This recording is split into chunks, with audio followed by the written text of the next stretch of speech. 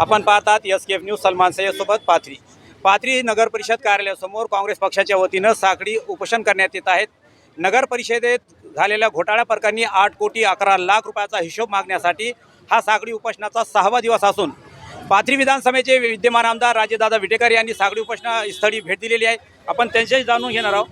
Sir, आपल्या मतदारसंघात काँग्रेस पक्षाच्या वतीने शेकडो कार्यकर्ते इथं साखळी उपोषण करत आहेत। नगर परिषदेत नगराध्यक्ष व मुख्याधिकारी यांच्यावर आरोप करण्यात येत आहे की 8 कोटी 11 लाख रुपयांचा त्यांना घोटाळा केलेला आहे। ते उत्तर देत नाही। आपण भेट दिलेली आहे, काय सांगणार?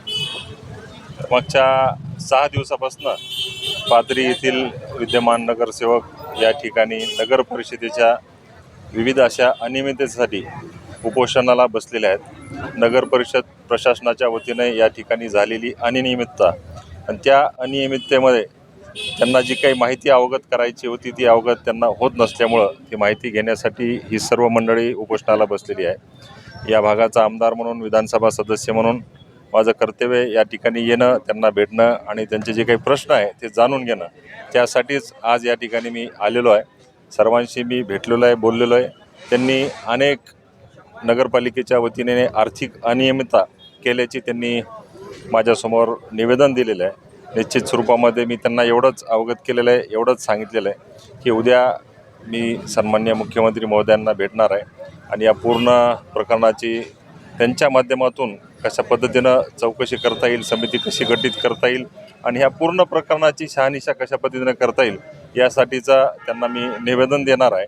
त्या उपर आता चौकशी समिती होईल, त्यानंतर पूर्ण माहिती समोर येईल।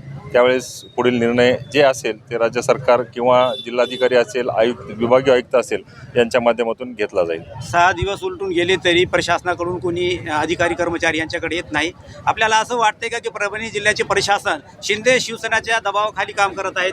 असं हे महायुतीचं सरकार आहे, असं इथं कोणाच्याही दबावाखाली कुठलंही प्रशासन काम करत नसतं। प्रशासन हे त्यांच्या पद्धतीनं काम करत असतं।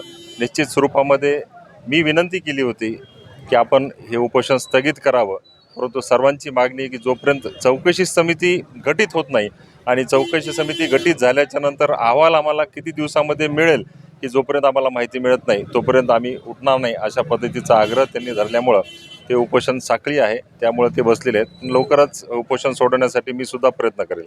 आज शिवसेनेचे आमदार यांनी मागील 35 वर्षाच्या काळामध्ये 243 कोटीचा घोटाळा केलेला आहे। या संदर्भात आपले आमदार विधान परिषदेचे म्हणून, विधानसभाचे आमदार म्हणून काय प्रतिक्रिया असेल आणि उपोषणाला भेट कशी असेल?